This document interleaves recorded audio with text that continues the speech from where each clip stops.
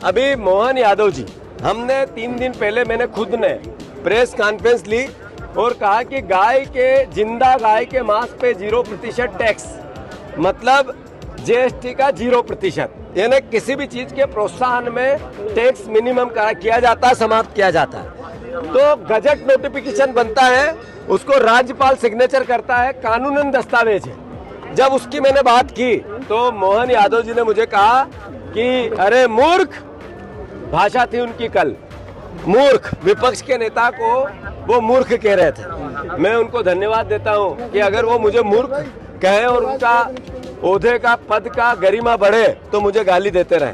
मोहन भैया, आप चप्पल की भाषा बोल रहे हो, आप अपशब्द गालियां दे रहे हो, आप नशे में शराब उतरी नहीं होगी इस तरह के बयान दे रहे हो। ये हमारा अपमान नहीं हो रहा, हमें और गाली दो आप, हमें खुशी होगी, आपका व्यक्तित्व प्रदेश देखेगा। पर इस पद की गरिमा गिरती है तो मध्य प्रदेश का नागरिक शर्मसार होता है। मेरा कहना है आपसे आदरणीय मोहन यादव जी, मैं राज्यपाल को एक चिट्ठी लिख रहा हूँ जिसमें आप जिस तरीके की भाषा बोल रहे हो वो आपत्तिजनक है, वो लोकतांत्रिक नहीं है। ये मुख्यमंत्री लोकतांत्रिक है, पद लोकतांत्रिक है, इसकी सम्मान रखना मेरा भी दायित्व है, एक नागरिक का दायित्व है। आपके जबान आपकी सीमा में नहीं है, उस पर आपका अंकुश नहीं। वो जब आप भाषण करते हो तो आपको पता नहीं होता आप क्या बोल रहे हैं। हमें मूर्ख कहने से गाय के मांस के टैक्स के पाप, 0% टैक्स का पाप छुप नहीं जाता है। अगर आपने ये कहा कि हमने गजट नोटिफिकेशन पे आपत्ति ली और उसमें आप हमें मूर्ख कहते हो, तो जनता देख रही कि मूर्ख सरकार है या हम है।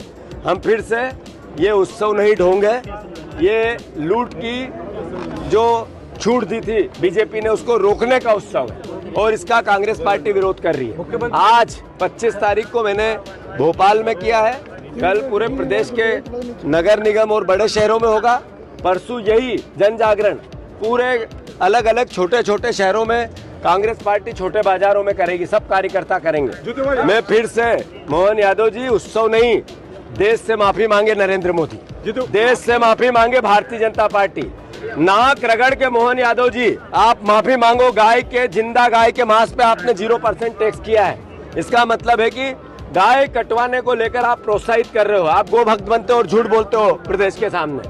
बाकी आपने कहा आंकड़े मध्य प्रदेश में गाय के मांस के इंपोर्ट एक्सपोर्ट, आवक जावक सबके, वो भी मैं 2 दिन में पेश करूँ।